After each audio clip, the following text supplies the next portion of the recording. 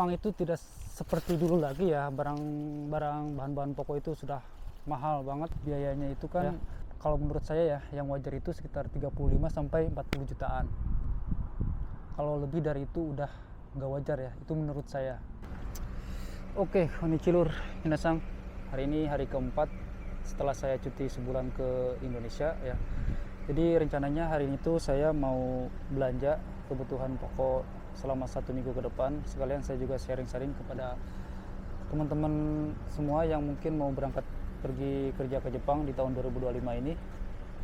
Dan kita lihat nanti harga-harga terbaru bahan-bahan pokok di tahun 2025 per tanggal 7 bulan 7 saat video ini dibuat. Semoga ini bisa memberikan bayangan ke teman-teman semua berapa biaya kebutuhan pokok selama 1 minggu atau 1 bulan ya. Nanti kita kalkulasikan, kita lihat sama-sama harga-harga bahan pokok di Jepang tahun ini. Semoga video ini bermanfaat buat kalian. Dan ini saya mau ngambil uang dulu, habis itu saya mau pergi ke supermarket dekat awato saya. Oke, kita langsung cus ke supermarket guys. Jadi perlu kalian ketahui bahwa kebutuhan orang-orang itu berbeda-beda ya. Ini versi saya, mungkin ada yang lebih mahal biaya pengeluaran kebutuhannya dari saya, atau bahkan malah lebih sedikit dari saya gitu kan.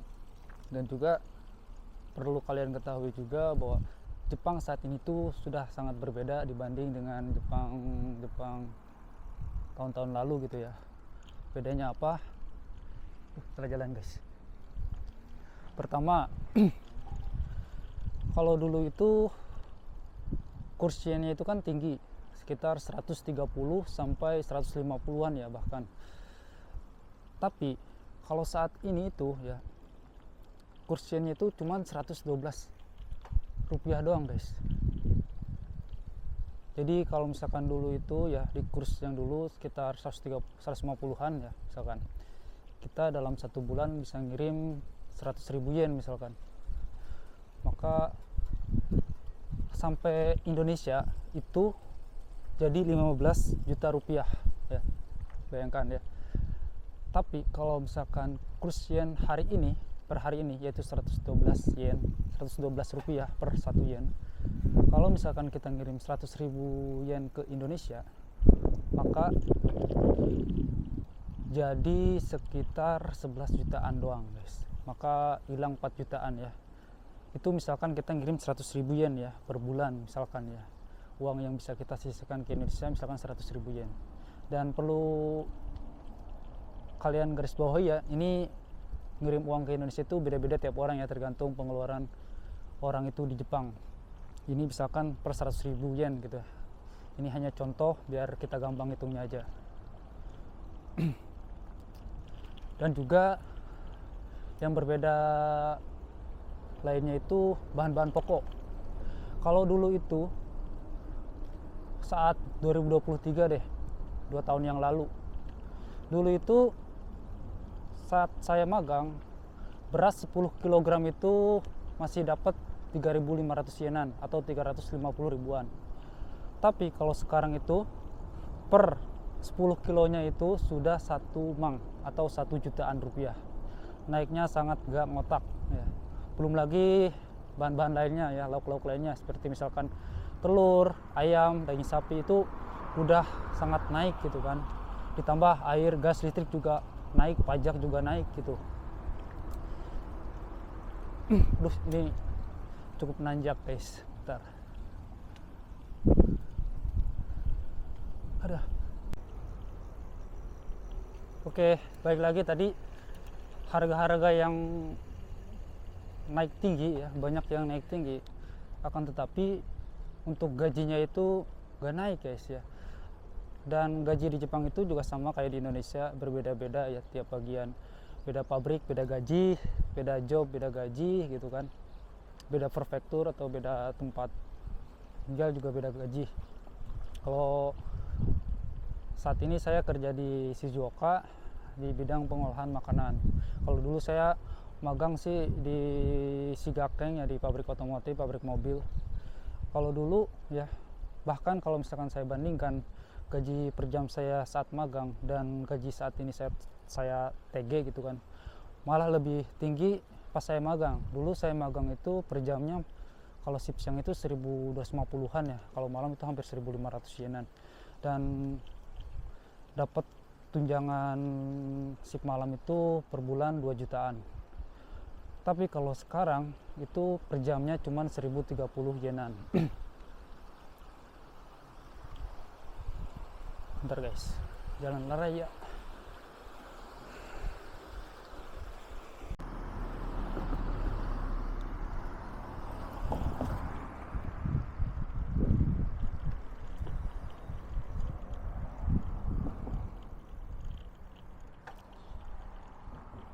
Jadi kalian jangan sampai berpikir dipukul rata gitu kan, gaji orang yang kerja di Jepang itu sama gitu kan, itu jelas berbeda.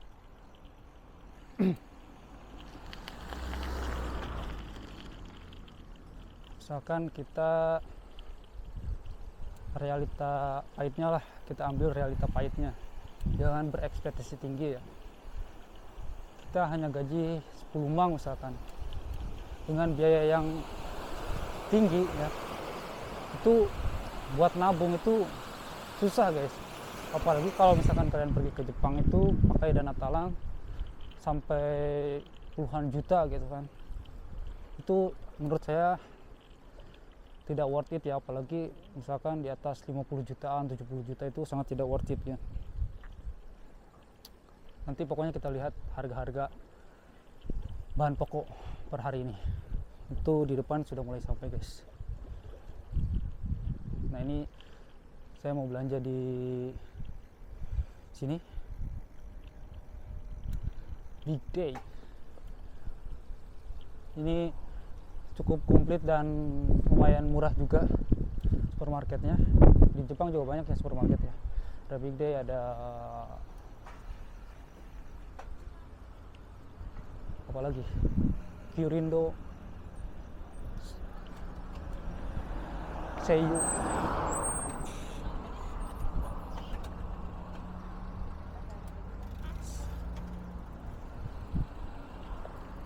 Orang Wien bintang hiji kayaknya, bukan orang Indo.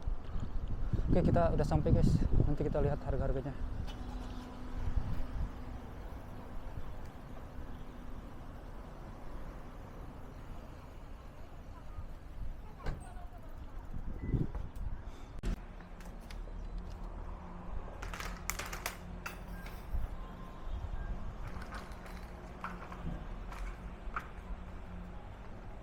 Oke, langsung aja kita belanja guys.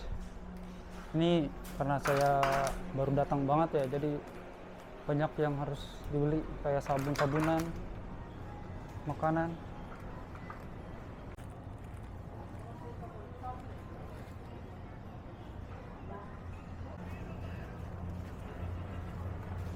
Bawang daun.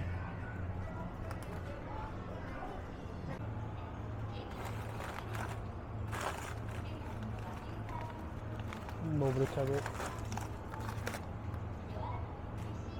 Oke, cabai satu.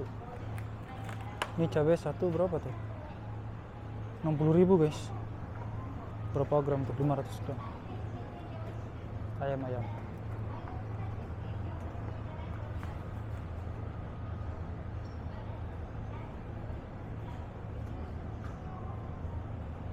Beli ayam apa nih?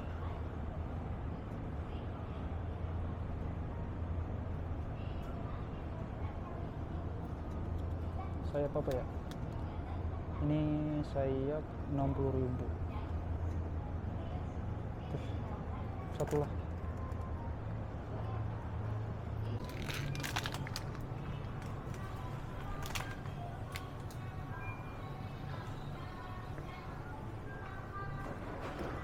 Telur udah.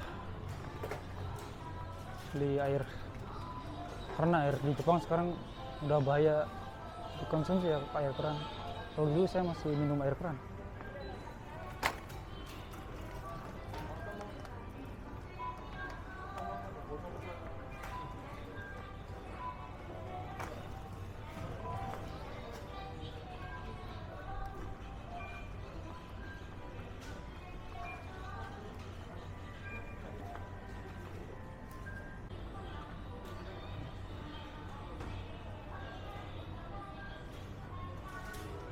beras habis anjay. Oh guys, beras sampai habis. Itu harga per 5 kilo 500 ribuan. Berarti kan kalau saya kan per 10 kilo ya belinya. Itu 10 kilo satu mangan, hampir satu mang 1 jutaan.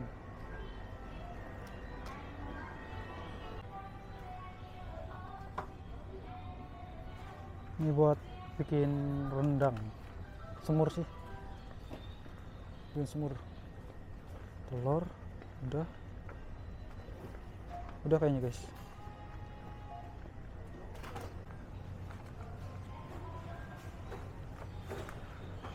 Sabun mandi odol.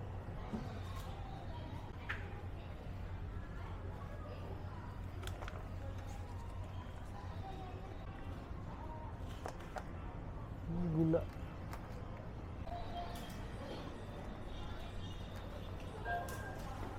Kayaknya cukup guys, keberatan nanti.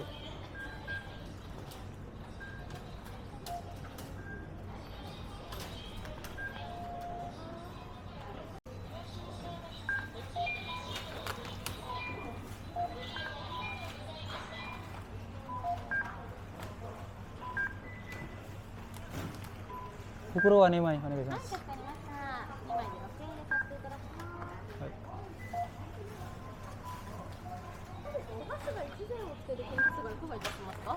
箸？いお箸。や大丈夫です。はい、かしこまりました。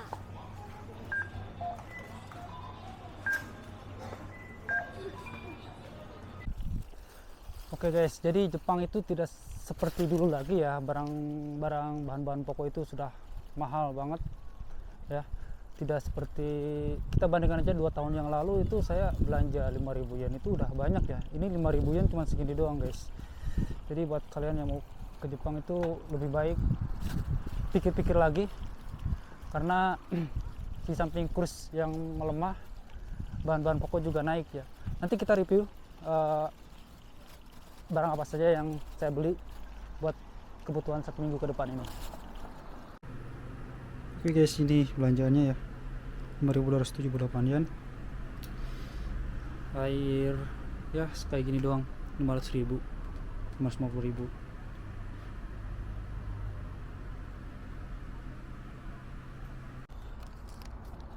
Oke guys, ini saya udah belanja kan tadi, dan totalnya habis 5.278 yen. Kalau dirupiahkan itu sekitar 550 ribuan. Itu baru sedikit ya, karena belum beli beras itu 1 mang sekitar 1 jutaan. Ini saya beli pauk-pauknya doang dan juga sabun-sabunan ya tadi.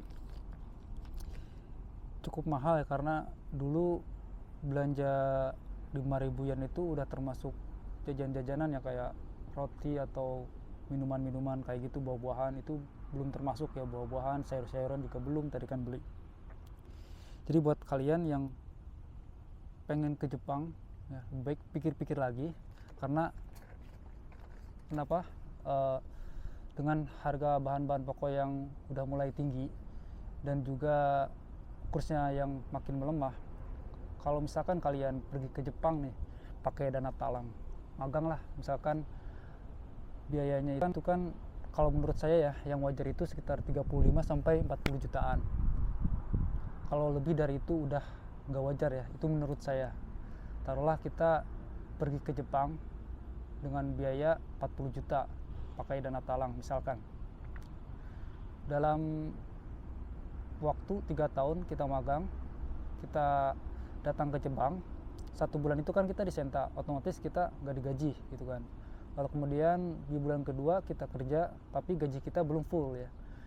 Bahkan dulu saya pas magang itu gaji pertama saya cuma dapat 3 jutaan doang, 3,5 juta lah kalau nggak salah. Taruhlah pahitnya ya, kita berekspektasi dengan realita yang pahit dulu lah, jangan yang tinggi-tinggi dulu. Kita dapat gaji misalkan 10 mang nih. Misalkan tadi saya kan belanja 5 ribuan ya, 5.000 yen. Dalam 1 bulan ada 4 minggu, berarti udah 2 mang. Itu belum termasuk dengan kayak beras. Beras itu saya kalau misalkan makannya rutin 3 kali sehari, dengan beras yang 10 kilo itu bisa 2 sampai 3 minggu. anggaplah kita boros dalam 1 minggu itu 10, dalam 2 minggu itu kita 10 kilo misalkan, berarti kan kita beli beras 2 kali ya, yang 10 itu berarti 2 mang tambah 2 mang 4 mang. Nah itu belum termasuk biaya-biaya lainnya kayak biaya tak terduga gitu kan, kayak misalkan kita sakit kita beli obat, atau misalkan kita stres kita pengen jalan-jalan keluar, itu juga keluar biaya kan. Terus kayak misalkan kita lagi di luar pengen beli minum di Jido Hang Baiki, itu juga sekarang udah lumayan naik guys harganya. Ditambah lagi sekarang air keran di Jepang itu berbahaya ya buat diminum langsung karena dapat menyebabkan kanker, saya lihat beritanya tadi. Jadi harus beli air mineral di toko gitu kan, gak bisa langsung minum di air keran lagi kalau sekarang. Kalau dulu sih saya minum air keran guys, tapi mulai hari ini ya saya kayak stop buat minum air keran langsung. Nah balik lagi tadi, misalkan dalam 1 bulan kita gaji 10, lalu kemudian tadi kita pengeluaran dalam 1 bulan misalkan 5 mang, 5 jutaan, lalu kita ada sisa 5 juta misalkan 5 mang. Nah itu tuh misalkan belum bayar utilitas kayak gas, air, listrik gitu kan. Taruhlah misalkan ada biaya utilitas itu 1,5 mang atau 2 mang, pahitnya nih 2 mang nih, sisa 3 mang, kita kirim 3 mang atau 3 jutaan ke Indonesia. Itu kita belum bayar hutang, kita belum ngasih ke orang tua, belum ngasih ke orang-orang rumah gitu kan. Ibaratnya kalau misalkan kita mau bayar hutang, taruhlah kita bayar hutang per bulan 2 juta gitu, dalam setahun misalkan 12 juta, 2 juta dikali 12, 24 juta guys. Jadi kalian pikir-pikir dulu sebelum berangkat berapa biaya yang dibutuhkan dari awal sampai kita berangkat ya, dari awal sampai kita berangkat ya. Entah itu biaya buat kebutuhan kita sehari-hari di LPK, ataupun buat biaya ke LPK-nya itu sendiri gitu kan. Kalau dulu saya sih magang pas tahun 2022 di Minori itu cuman 23.500.000. Itu saya juga dulunya itu mau bayar cash ya, karena ada uang tabungan kerja di Indonesia ya, pabrik di Indonesia itu 3 tahun. Saya pikir saya bisa bayar lunas dan juga bisa mencukupi kebutuhan sehari-hari saya di LPK gitu kan. Tapi ternyata ya namanya juga kita gak tahu ya ke depannya, ada corona. Itu saya dipending selama 2 tahun. Jadi akhirnya uang tabungan saya itu habis. Itu saya ingat itu udah mau 2 tahunan itu dipending. Uang saya dari puluhan juta sisa 4 juta doang, dan itu belum ada kepastian buat berangkat gitu kan. Dan akhirnya ada waktu itu tabungan saya sisa 4 juta, ada kabar bahwa Jepang udah dibuka. Nah itu saya sudah sangat bersyukur gitu kan. Lalu kemudian habis itu ya udah dari 4 juta itu saya bagi-bagi kan buat beli kebutuhan buat berangkat gitu kan, kayak beli koper, beli kayak obat-obatan atau makanan-makanan buat stok 1 bulan di Jepang gitu kan. Karena kan 1 bulan di Jepang itu kan belum digaji gitu kan. Nah untungnya dulu itu pas beli koper itu dapat uang 1 juta dari Minori gitu kan. Nah itu untung banget itu. Nah jadi buat kalian kalau misalkan mau ke Jepang harus dipersiapkan pengeluaran itu gitu kan. Jangan sampai kalian menyesal nantinya, karena nggak sedikit orang yang nge-DM ke saya gitu kan, bagaimana caranya kalau misalkan pulang setahun doang gitu kan, karena mereka gak sesuai ekspektasinya gitu kerja di Jepang, yang katanya mungkin bisa nyampe puluhan juta, 30 juta gitu kan kalau dari pihak LPK yang iklan-iklan LPK gitulah, katanya gaji di Jepang itu 30 juta gitu. Ternyata mereka itu nyampe sini gaji itu cuma ada yang 8, 10 gitu kan, itu belum biaya kehidupan dia di Jepang gitu kan, belum bayar hutang, makanya dia malas gitu kerja juga, jadi pengen pulang. Cuman ya saran dari saya ya jangan pulang. Kalau kalian itu kan punya hutang, kalian pulang itu malah nambah beban. Kalian di Indonesia mau ngapain gitu kan, kalian ke Jepang udah bayar puluhan juta gitu kan. Jadi ya usahain ya kalau mau pulang lunasin dulu hutang-hutangnya gitu. Kalau itu sih dari saran dari saya gitu. Nah terus saran dari saya, kalau misalkan kalian emang benar-benar pengen kerja di Jepang ya, terus pengen fresh budget buat biaya ke Jepang, kalian bisa belajar mandiri ya. saya yakin kalau misalkan kalian emang benar-benar pengen ke Jepang, kalian bisa belajar mandiri. Sekarang itu kan udah banyak YouTube, udah banyak buku-buku dijual bebas di online shop gitu kan, buku-buku bahasa Jepang, buku untuk keahlian gitu kan. Kalian ambil aja JFT A2, belajar mandiri gitu kan lewat YouTube, buku mandiri. Kalau udah lulus dapat sertifikatnya, kalian ambil SSW sesuai dengan apa yang kalian pengen. Misalkan kalian pengen kerja di Jepang ambil pertanian, ya udah ambil SSW pertanian gitu kan. Kalau menurut pengalaman saya sih SSW yang paling mudah itu ya pertanian. Bentar guys, ada bel. Oke, balik lagi tadi kalian belajar mandiri. Jadi kalau misalkan udah dapat 2 sertifikat tadi itu ya SSW sama CFT, kalian nyari aja TSK sendiri kayak di grup-grup atau di TikTok pun sekarang sudah banyak ya.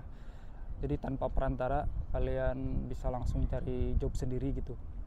Jadi itu buat ngurangin budget ya. Paling ya buat biaya pemberkasan itu kayak teman saya itu kan mandiri gitu kan, nggak lewat LPK. Cuman habis 3 jutaan. Ya udah, sisanya tinggal persiapan berangkat kayak beli koper atau beli kayak obat-obatan, terus makanan buat stok 1 bulan. Tapi kan kalau TG itu kan langsung kerja gitu, nggak langsung ke senta dulu, nggak belajar dulu kayak magang gitu, jadi langsung kerja. Cuman ya minusnya kalau kalian belum terlalu bisa bahasa, di TG itu apa-apa itu sendiri, gak kayak di magang. Cuman kalian jangan mikirin itu, karena kalian di Jepang itu pasti nggak sendiri guys, pasti ada teman kok, satu teman dengan orang-orang Indonesia gitu. Mungkin kalian sendiri, jadi kalau ada apa-apa pasti dibantu kok. Itu kalau saran dari saya, kalau kalian pengen ke Jepang dengan price budget seminimal mungkin gitu kan. Cuman ya kalau kalian pengen lama di Jepang ya ambil magang dulu, karena kan kalau misalkan TG itu udah 5 tahun ya udah selesai, itu TG 1. Tapi kalau kalian lulus TG 2 ya itu baru bisa lama. Cuman kan masalahnya TG 2 itu katanya susah gitu kan. Nah makanya kalau kalian pengen lama terus kemudian mungkin kalian merasa nggak mampu buat belajar, ya udah mending ambil magang dulu kalau kalian ada uang itu. Jadi kan kalau magang 3 tahun terus bisa nambah lagi 2 tahun jadi 5 tahun, ditambah ntar TG 5 tahun jadi 10 tahun gitu. Itu sih saran dari saya. Semoga video ini bermanfaat dan cukup sekian aja. See you next video.